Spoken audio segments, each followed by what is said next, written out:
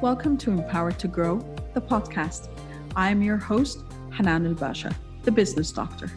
Following our conversations with empowered women who woke up one day and consciously claimed, I am more than enough, I am worthy, I am empowered to grow.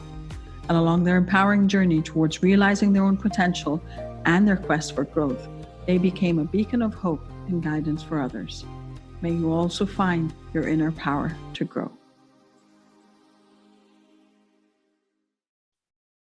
Hello, everyone, and welcome to a new episode of Empowered to Grow. This is your host, Hanan Basha. Today, I had the good fortune of being introduced to a lovely lady. Mawada Alwazir is a life coach, but more importantly, she focuses on reintroducing yourself to yourself. And that's something that I love because it just emits of empowerment right there. Mawada, thank you so much for being here. Thank you, Hanan. Thank you so much for having me. I'm so excited about this. And this means a lot to me, really. Same Thank here. You for having me. Thank you. So I always start with this question. What does empower to grow mean to you? When you heard the phrase and you got the message, this is what the podcast is about. How does this phrase resonate with you? It resonates a lot because it all starts with yourself and how you empower yourself. Okay. Mm-hmm. My coaching business is called Me, Myself, and I, and it's all about yourself. I realized this maybe in my early 20s. I started my journey of noticing that, okay, you had maybe sometimes you might have had a difficult childhood, you might have moved a lot in your life, you dealt with a lot of change and all of this. But who got you out of your rut other than God? Okay, is yourself. You That's empowering right. yourself. You choose your path. You choose what you want to do in your life. Definitely there's things that are aligned by God. 100%. I believe in this 100%. But you choose to take this path or you don't want to take it. That's true. Okay. So when I was 18, 19, I was very angry. I was blaming everybody around me, but not taking responsibility for myself. Yes. And then when I entered university, I went through different subject changes and stuff like that. And then I started to notice that I needed to do something with my life. Mm-hmm. Okay. Mm-hmm. And my path guided me. I always wanted to get married when I was 18. Okay. And have kids. This is what I wanted. Never that was happened your dream that way. Then. That was my dream. I entered university. I finished university. I graduated. I worked a full-time job like a year after I graduated. Something that came out of the blue. I didn't think I would do something like this. Mm-hmm. And it was a beautiful experience.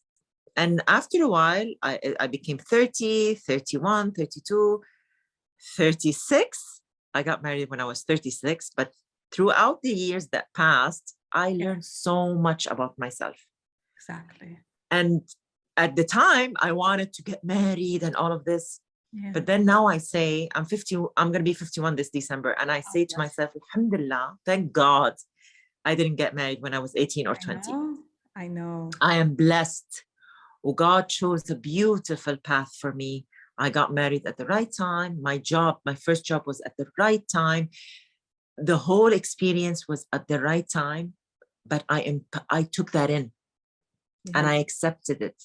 Mm-hmm. I never said at the beginning, maybe when I was 30, why did this happen? Why didn't I do this? Why didn't I? But later on, when I started coaching and I realized what happened to me in my life was the right thing at the right time, the good of it and the bad of it. Even the worst things that happened to me in my life made me who I am now. And I'm looking forward for the future, for the learnings that I'm going to get. Mm-hmm. I'm not saying it was perfect. It wasn't. Sometimes some of the days were not easy. Yes. But I learned that I can take care of myself. I think that's a beautiful thing. And my previous episode was a recording with Christine. She's 24 years old or 23 years old. And I'm like, you're my youngest guest so far. And she's a coach. And she was talking about these things that she realized that it's not about settling down, going on the checklist, getting married, having kids, those kind of things.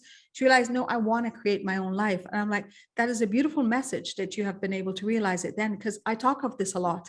I talk about breaking away and free of the societal expectations to realize that you could have a completely different path. And I know I came to this awakening at 40. And it's just that was like, and after I was done, like I did the checklist, I did the job, I did the degrees, I got married, I had the child, and then I was like, hang on a second.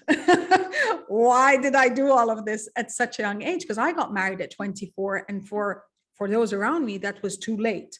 Even though now, in retrospect, I advocate for don't start thinking about marriage before 30, 35 even. You're good, just Yes. find yourself first. 100%. I got married at 36. Everybody thought I married a guy who was either divorced or he was married before, whatever. And he's a single guy. He was there. Decided also to and he's alhamdulillah, he's an amazing guy. He's a type of guy who supports me in everything that I do. Sure. If I got married earlier, that wouldn't have been a case. It might have been, because I don't know. It doesn't matter. But what I got was a person who supports me, somebody who loves what I do, is proud of who I am. We do crossroads in certain things, but we go in our own paths each. He has his own path, I have my own path, and we're proud of each other. That's true. But that's if you're because younger, you grew into yourself first. Exactly. And that puts there's certain things you're not going to accept. Yes. When you're older. If you're younger, you're gonna. I always say, oh my God, if I imagine myself if I was younger, how would it have been? I would have been a person. I think this is what my story is. I think I would have had like 4 or 5 kids. Yeah. I wouldn't have had a career. Looking for certain hobbies that I wanted to do, maybe in between when they're grown older. I think I wouldn't have learned the things that I learned now. And that's really, really, I'm so blessed, because I know I would have been either divorced, because when you reach 30 or 40, you get a big realization. Yeah. Or I wouldn't have been happy, but I have a beautiful life, beautiful family, and everything came at the right time. The kids came, the husband came at the right time, the kids came at the right time. My change of career of becoming a full-time coach came at the right time. Everything is just at the right time. And the important thing in this is acceptance. That's true. Saying this is okay. Don't dig into it too much. Yes. Don't make it think, it could be better. Not necessarily. I just let things go. And I think that's the easiest. And there's not too much stress on me when I do that.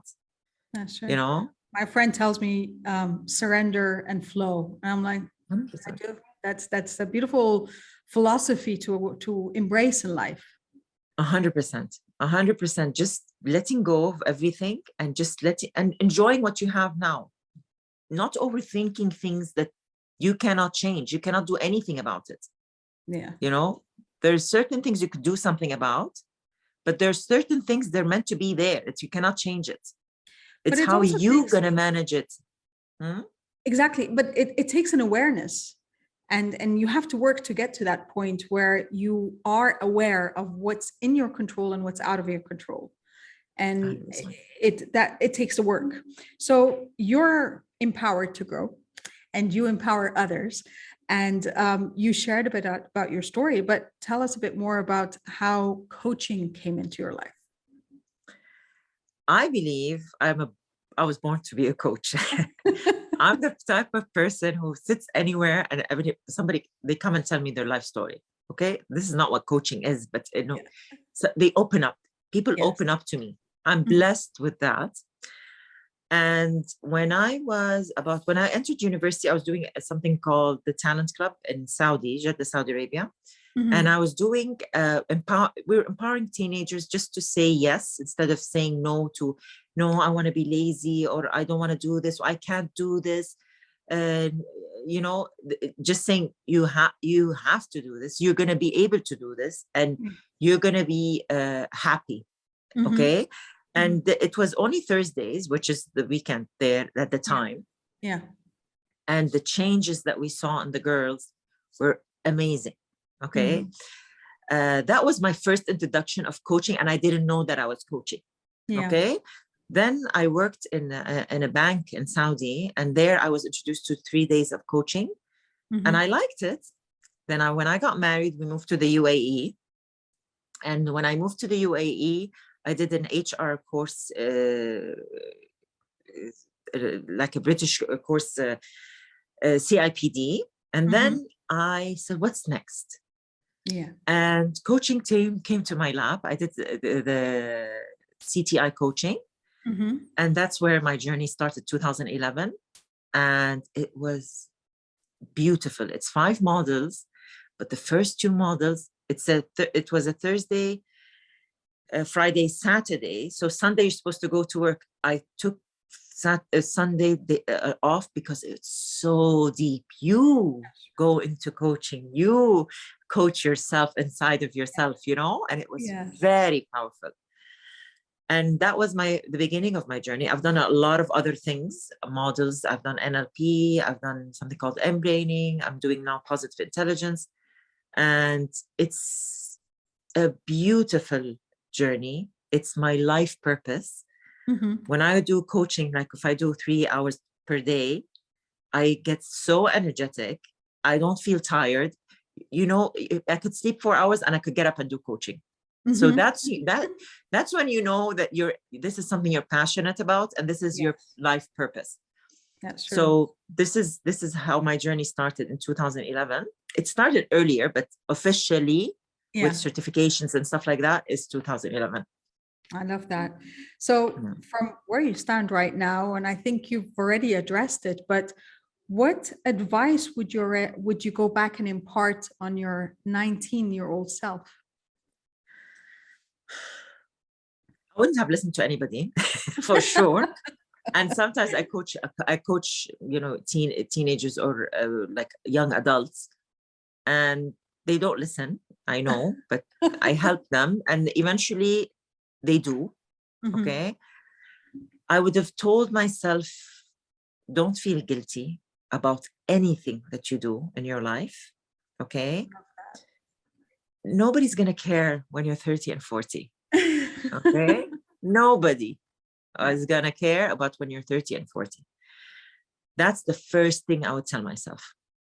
Yeah. And that is a very important message as well, because that actually shapes how you lead your young adulthood and moving on. We are conditioned to be guilt-ridden from such a young age, whether it's the guilt and the shame and everything that comes along with it, that we by default subconsciously inhibit ourselves from reaching our potential just because of that. And it's that seed that you can plant at that age that could get you so far beyond that. 100%. And just, you know, just the loads that you have, I feel like if the fear, the guilt, and all of that I had then, it was too much. Yeah. It's not worth it. Yeah. I think if I didn't have all of that, I don't want to say but you know, it would have been a different journey.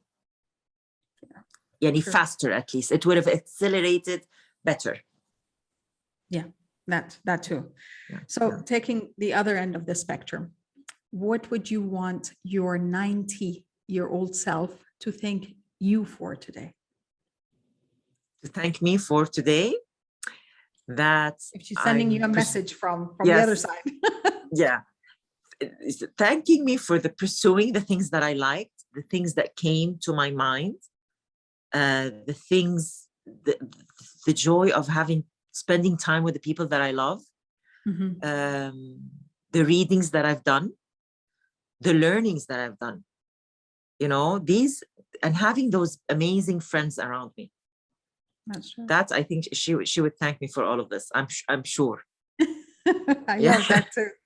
But that's, again, that's a very important point that you bring up, and that's the people that surround us, the people we choose to be in our life, and how they could impact us, whether negatively or positively. And I speak a lot about the empowering tribe and the healing tribe, and those kind of things, that people you choose that don't necessarily, and now with technology, that we have that blessing that we don't have to necessarily be within each other's physical presence. It can be from anywhere in the world, and you can come together and you can connect and you can root for each other from a distance. So yeah, friends and chosen friends. I'm blessed. Alhamdulillah, I'm so blessed with good friends around me. Friends who empower me, friends who love me and I love them back. Friends who trust me, and that's a blessing. Each person in my life has come either to teach me a lesson, to give me love, to give me support, and I am very, very blessed and thankful for my friends. Seriously, I'm not a lot of, some people, they don't have this. Yeah. But I have a good support group. That's amazing. Yeah. Okay, so our last question is, you're on a stage and you're talking to tens of thousands of women, and the topic is about being empowered to grow. What would be that last message you leave them with? I don't want to say, I want them to just not to worry too much. I see mothers that worry too much about their kids. They worry too much about their husband. They worry about their families. They like their parents or whatever. Focus more on yourself, because you're stressing yourself too much, and eventually you're going to realize, especially because there's more, the average, I think in the Arab world at least, the average age is like 25 and to 30. This is when they get married, if not younger. Yes. And they still didn't discover themselves. So they leave their career. Sometimes some of them leave their schooling, their university. Yes. And she focuses on her kids. She focuses on her husband. She focuses. I'm not saying you don't need to do that. I did this and done that with a full-time job. And alhamdulillah, I was supported in lots of ways in my work and my husband, with my husband and everything. And it wasn't easy, but I did it. I had a full-time job and I had 3 kids. Okay. If you can, and you have the support around you, focus on what you want to do, what your dream is. Yes. This is what, if it's either creating your own business, career, or if you want to be a housewife, that's fine. There's nothing wrong with that. But if you have a dream and you had a goal before all of this happened, continue. Don't worry and think, oh, I can't, my kids, who's going to take care of them? There are lots of solutions. That's true. Lots of solutions. The excuse they say, no, my nanny, I don't trust her, or the nursery, I don't know what they're going to do. It's not true. All of my kids went to nursery and they're amazing kids, very smart, very secure. Alhamdulillah, so far, they're still 12, 11 and 9. And yeah, but seriously, it's okay. Yeah. To let go a little bit, to take care of you and to prioritize your don't ambition. Come from fear, come from trust. Yeah, this is beautiful. What I would say. Yeah, that was beautiful. Well, Mawada, I know we're going to chat a bit more, but thank you. This has been inspiring and empowering. Thank you so much. Where can our viewers and listeners find you and connect with you in virtual space? Okay, on my Instagram, it's called Me, Myself, and I Life Coaching.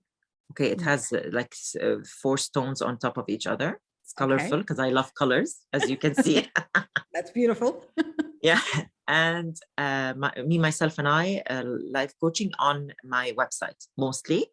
This is what I use. But for my inspiring quotes and my videos and stuff like that is on Instagram. It's on Instagram as well.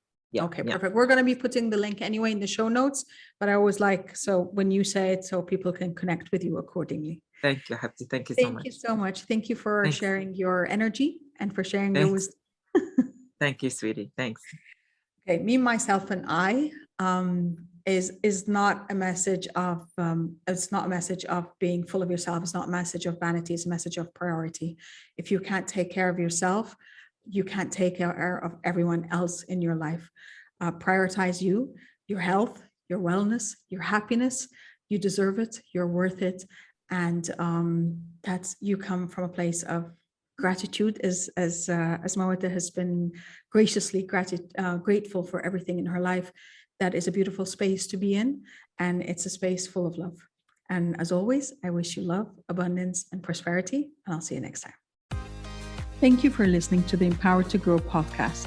For further engagement with a tribe of empowered women, join my Facebook group, Empowered to Grow, or visit my website, www.hananalbasha.com. I'll catch you on the next episode. And until then, know that empowered you empowers others. Love, abundance, and prosperity to you all.